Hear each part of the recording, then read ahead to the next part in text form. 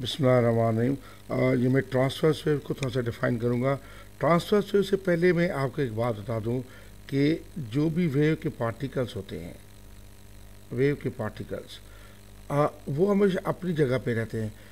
मिसाल के तौर पर ये अगर एक धागा ले लें आप, ये इसके दीवार के साथ आप बांधा हुआ है, इसको वर्टिकल प्लेन में इस तरह ऊपर नीचे करें तो वेव्स जनरेट होगी।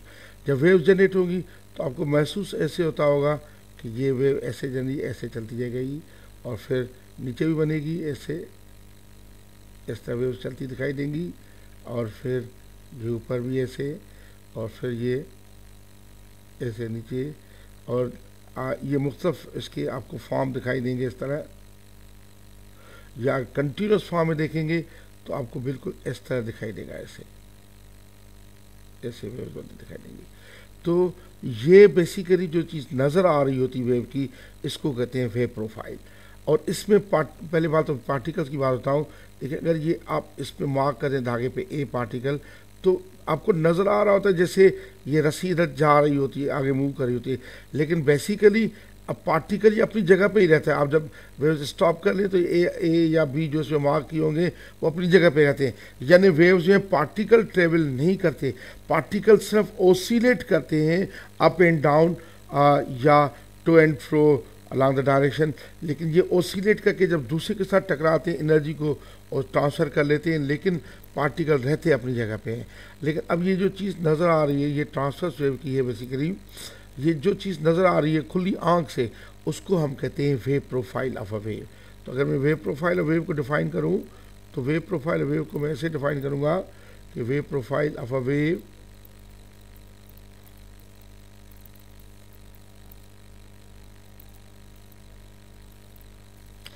वेव प्रोफाइल ऑफ वेव है, हम ये कहते हैं कि actual snapshot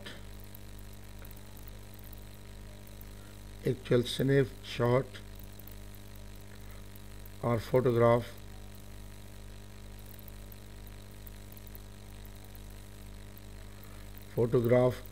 of a wave as it moves. जैसे वेव हमें दिखाई देती है वो इसका वेव प्रोफाइल है। अब आपने देखा कि अगर ये सेंटर लाइन में दे दूं तो जो ट्रांसवर्स वेव है वो इस तरह चलती दिखाई दे रही होती है, ऐसे मूव करती जाएगी सारी, ऐसे मूव करती जाएगी, ये ट्रांसवर्स वेव। तो ये वेव प्रोफाइल है। अब इसमें ये एक जो पीक्स बनती हैं, एक ये पीक बन रही है वेव प्रोफाइल में, ये पीक, इसको कहते हैं हम लोग क्रेस्ट। और ये जो बिल्कुल ये जो बिल्कुल डाउन बॉटम है इसको हम कहते हैं ट्रफ। तो हम डिफाइन केस को कैसे करेंगे? मैं केस को डिफाइन करूंगा ऐसे, it is the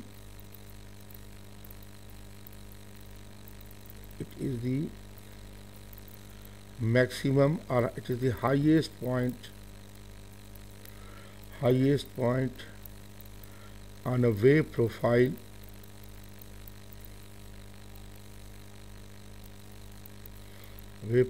of a transverse wave.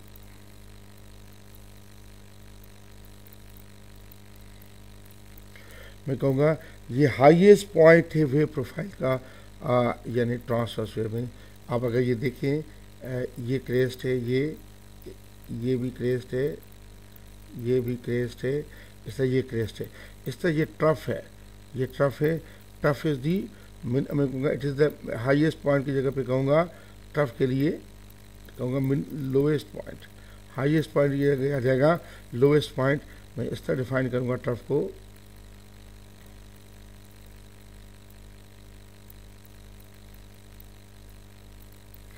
it is the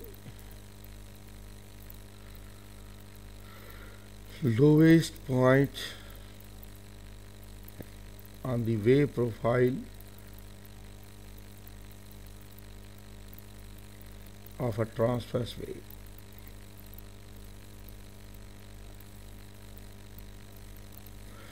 अच्छा, उसके बाद मैं वेव लेंथ को डिफाइन करूँगा।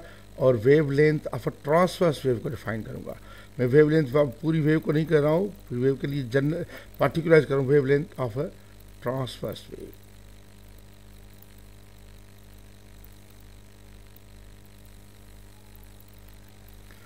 Wavelength of a transverse wave को मैं डिफाइन करूंगा कि wavelength of a transverse wave कैसे होती है। देखें, एक्चुअली हम ये कहते हैं कि अगर ये सेंट्रल पॉइंट है और तो इतनी बना देता हूँ,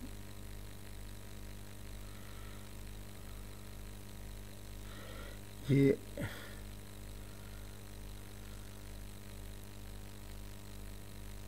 सेंट्रल पॉइंट है। अब ये देखिए, ये बेसिकली मैंने आपको अभी बताया, ये क्रेस्ट है। इन दो क्रेस्ट के दरमियान डिस्टेंस को ही वेवलेंथ कहते हैं, जिसको लैम्डा से शो करते हैं। या फिर इन दो ट्रफ्स के दरमियान ये जो डिस्टेंस होगा ये भी वेवलेंथ होगा। तो हम बेसिकली डिफाइन करते हैं, it is the distance between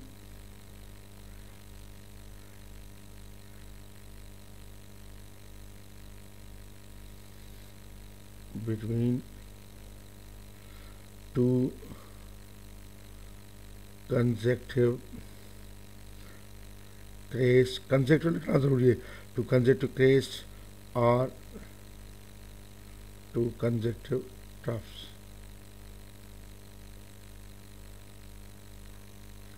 It is represented by lambda। Lambda से शो किया जाता है, इसको प्रेजेंट किया जाता है। तो ये वेवलेंथ है। अब ये तो वेवलेंथ हो गई। अब कभी कभी एग्जामिनर पूछते हैं कि पार्टिकल्स में ऑसिलेट कैसे करते हैं। अब मैं दिखाऊंगा इसमें डिफरेंट पार्टिकल्स लेके। पहले तो मुझे सेंटर लाइन है,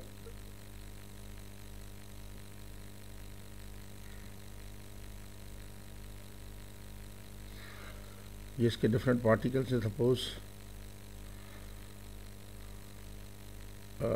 सॉरी, ये वे बना रहा हूँ मैं, स्केल से नहीं बना रहा हूँ, ऐसे ही आपको समझाने के लिए। आप एग्जैक्ट मेजरमेंट से बना सकते हैं, लेकिन लाइन का सहारा मैं ज़रूर ले रहा हूँ।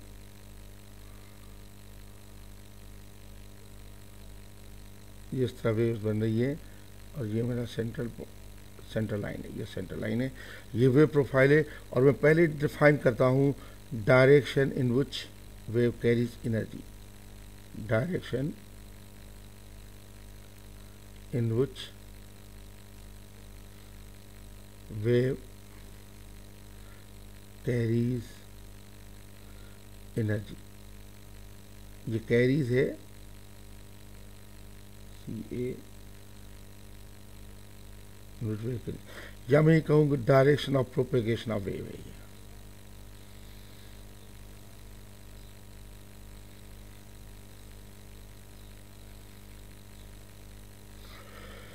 ये डायरेक्शन ऑफ, अब देखिए कि इसमें बेसिकली ये डिफरेंट पॉइंट्स हैं। ये सपोज ये A पॉइंट है, ये B पॉइंट है, ये C पॉइंट है क्रेस्ट पे, ये D पॉइंट है, ये E पॉइंट है, ये F है, इसको इधर इसके साथ ही होना चाहिए, ये G पॉइंट है, H है, ये I पॉइंट, ये J पॉइंट है, ये K है, L पॉइंट है, M पॉइंट है, N O P Q R S T U V W X Y Z alpha beta gamma. अब इस तरह दे सकते हैं डेल्टा, इस तरह दे सकते हैं, जो बस डेल्टा का काफ़ी। अब देखिए, आप अगर ये देख, अब इस वेव पार्टिकल की मूवमेंट किस तरफ होती है, देखें वे ये कैसे मूव करते हैं अप एंड डाउन। ये मुख्तलिफ पार्टिकल्स हैं वेव प्रोफाइल पे, ये डिफरेंट पार्टिकल्स हैं, एक पार्टिकल नहीं है। एक पार्टिकल हो सकता है, ये ग्राफ अगर होता तो ये एक पार्टिकल का होता है, ये वेव प्रोफाइल एक पार्टिकल का नहीं होता, डिफरेंट पार्टिकल्स होते हैं इस पर। अब ये मूव कैसे करते हैं, अगर आपका इत्तेफाक हो कभी समंदर के किनारे पे जाके खड़े हो जाएं और उधर एक देखें कि अगर जब वेव चढ़ती है, ऊपर की तरफ वेव चढ़ती है, कश्ती होती है बिल्कुल, तो जैसे वेव ऊपर चढ़ती है कश्ती उसके अपोजिट में नीचे आ रही होती है। तो यानी इसका मकसद ये हुए कि इंक्लाइन वेव, अगर आपकी वेव ऊपर चढ़ रही है, इंक्लाइनिंग है, तो पार्टिकल्स नीचे आएगा। यानी आप ये जहन में रखें कि अगर इंक्लाइनिंग वेव है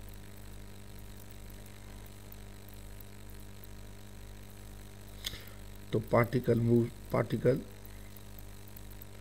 मूव्स डाउन, और डिक्लाइनिंग वेव है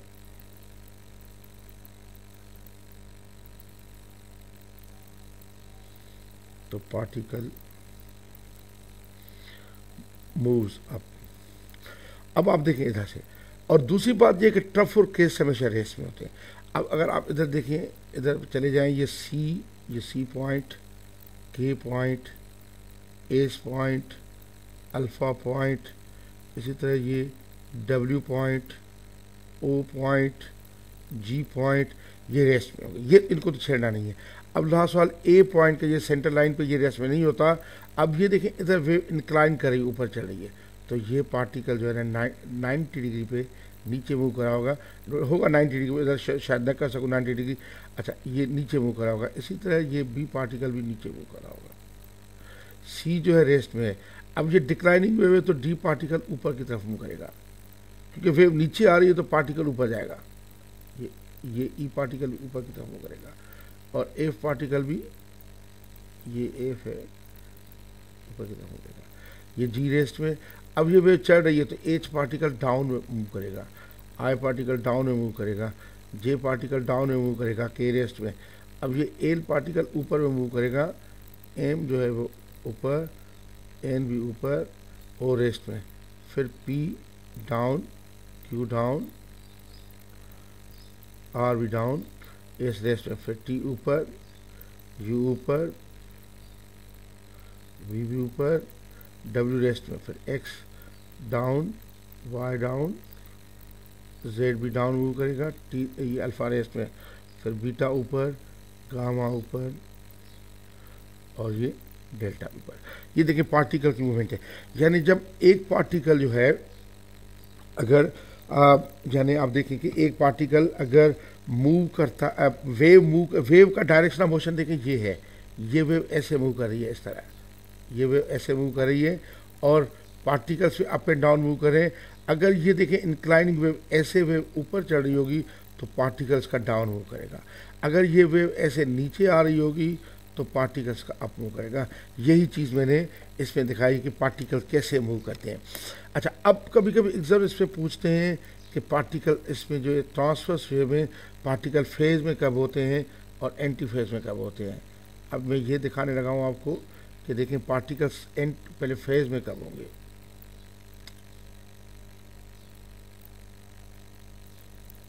particles in phase,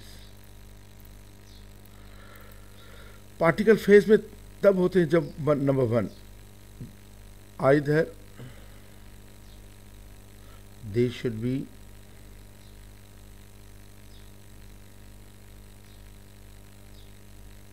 on center line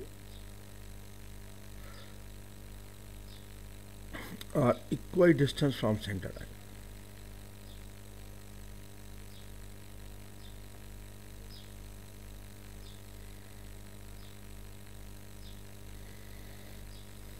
Number 1.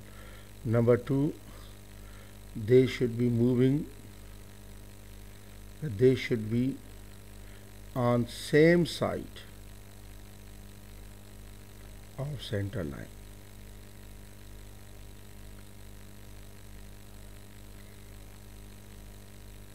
Number 3, they should be moving in same direction with same speed. क्या इन दोनों को मिला के मैं कह सकता हूँ उनको दोनों को सेम वेलोसिटी होनी चाहिए।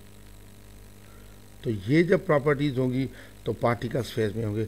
अब मैं फिर अब वापस जा रहा हूँ, उधर दिखाऊंगा मैं आपको कि यानी पार्टिकल्स फेज में कौन कौन से पार्टिकल फेज में। अब इसमें देखें, मिसाल के तौर पर पहली बात तो मैं ये करूँ कि फेज में कौन से हैं।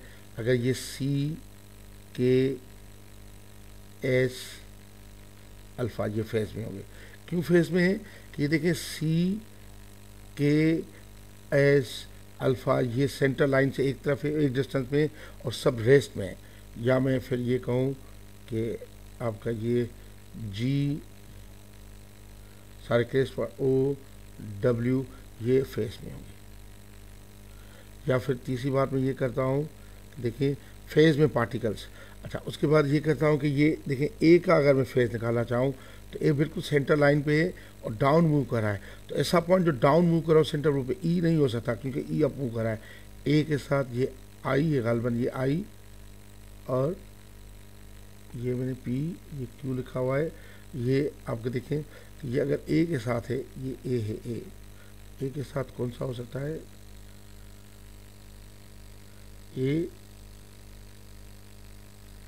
ए के साथ ये आई होगा, ये आई है, ए आई, फिर ए नहीं हो सकता, ये क्यू होगा, ये क्यू देखें बिल्कुल क्यू, फिर ये वाई भी होगा, ये फेज में होंगे इस तरह, और गामा भी ये फेज में होंगे। अच्छा, अगर ई के साथ जो फेज में है वो कौन से देखें, ई के साथ अभी ई सेंटर लाइन पे ऊपर मूव कर रहा है, तो सारे ई के साथ M, E M U, M capital होगा सारी, यू और गामा ये फेज में है। इसी तरह आप बी के साथ देखेंगे, बी के साथ कौन से फेज में है, बी सेंटर लाइन के इतना डिस्टेंस पे बी, तो इस पे सारे, और जो डाउन मूव कर रहा हो बी के साथ ये होगा जे, ये आई और ये जे पार्टिकल डाउन मूव कर रहा है, बी के साथ जे होगा एक जितने डिस्टेंस में जे, फिर आर बी,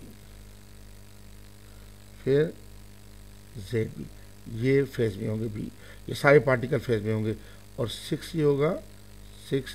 मैं अगर कहना चाहूँ कि डी के साथ कौन से फेज में है, डी के साथ एल, फिर टी, ये फेज में होंगे। अच्छा, अगर मैं डाउन में जाऊँ, मैं कहूँ कि एफ के साथ, ये एफ पार्टिकल, ये एफ के साथ कौन से फेज में है, तो इस सेंटर लाइन पे, इस सेंटर लाइन से डिस्टेंस ऊपर मुकर है, एफ के साथ आपका होगा एफ, अगर मैं एफ लिखता हूँ,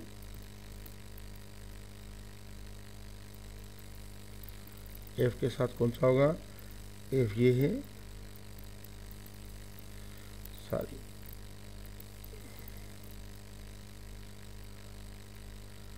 ये एफ रहा, ये एफ है, ये एफ है। उसके बाद एफ के साथ आपका एन है, एन। इस तरीके से आप दूसरे पार्टिकल्स को लोकेट करेंगे। ये होता है फेज का। फेज में हमने देखा कि सेंटर लाइन पे हो या सेंटर लाइन से एक जितने डिस्टेंस पे हो, और सेंटर लाइन की एक तरफ हो, और वो एक ही डायरेक्शन में मूव करे हो, तो वो पार्टिकल्स फेज में कहलाएंगे। अच्छा, अब मैं जा रहा हूँ कि एंटी फेज में कौन से पार्टिकल्स होते हैं, पहले मैं लिखूँ फिर इसी डायग्राम पे वापस आऊँगा। अब एंटी फेज में इसी में करता हूँ, एंटी फेज में ये करूँगा कि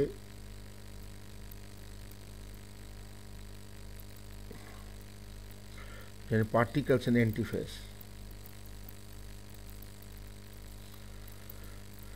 पहली बात तो एंटी फेज में हमेशा दो पार्टिकल कंसिडर करें। फेज में तो सारे चल रहे थे, एंटी पार्टिकल्स एंटी फेज में कोई भी दो करेंगे, इसीलिए कि अगर दो एंटी फेज में तीसरा पॉइंट देखेंगे ना, वो कोई दो फेज में हो जाएंगे। इसीलिए हमेशा एंटी पार्टिकल्स में, एंटी फेज में पार्टिकल्स को दो में करेंगे। पहली बात तो इसका क्या होगा कि हमेशा पार्टिकल्स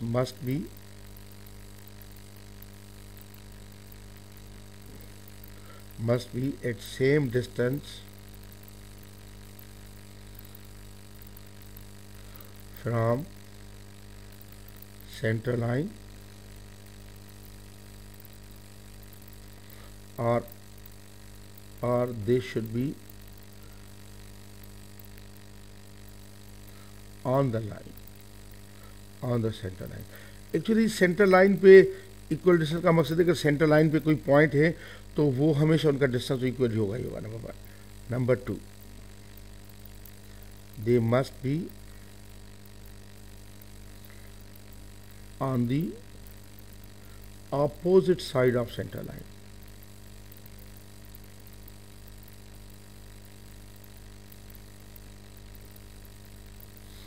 Center line और on the center line, on the center line हो सकते हैं, वरना अपोजिट होंगे। ये बहुत इंपॉर्टेंट पॉइंट है। और तीसरा है they must be moving, they must have same speed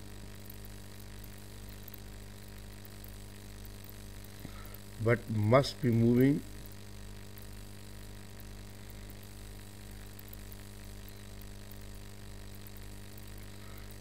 in opposite directions। और मस्ट रेस्ट में हो सकते हैं, और रेस्ट में हो तो वो तो एक ही बात होगी। They must have same speed but must be moving in opposite direction. That is इनका मैं अगर इसको कहूँ इनकी स्पीड सेम होगी, speed same but velocity different हो।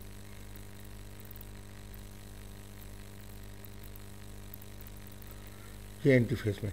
अब मैं फिर वापस फिर अपने डायग्राम की तरफ जाऊंगा।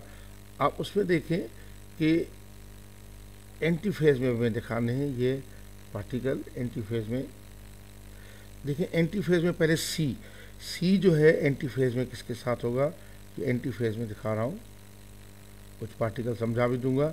एंटी फेज में सी और सी के साथ एंटी फेज में क्या हो सकता है, सी देखें सेंटर लाइन के ऊपर इधर है तो इसके एंटी फेज में ये जी होगा, सी और जी दोनों रेस्ट में है।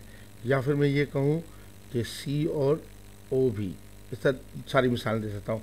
या मिसाल के तौर पर मैं तीसरी मिसाल ये देता हूँ कि ये ए पार्टिकल है, ए पार्टिकल सेंटर लाइन पे, तो दूसरा भी सेंटर लाइन पे होगा, लेकिन ए डाउन मूव कर रहा है तो एंटी फेज वाला पार्टिकल ऊपर अप मूव करेगा, तो ए के साथ ई होगा हमारा, ए और ई एंटी फेज में है। या मैं और भी बहुत सारे पार्टिकल में कह सकता हूँ, ए के साथ दूसरा पार्टिकल भी कोई कह सकता हूँ, ए के साथ एम भी एंटी फेज में है।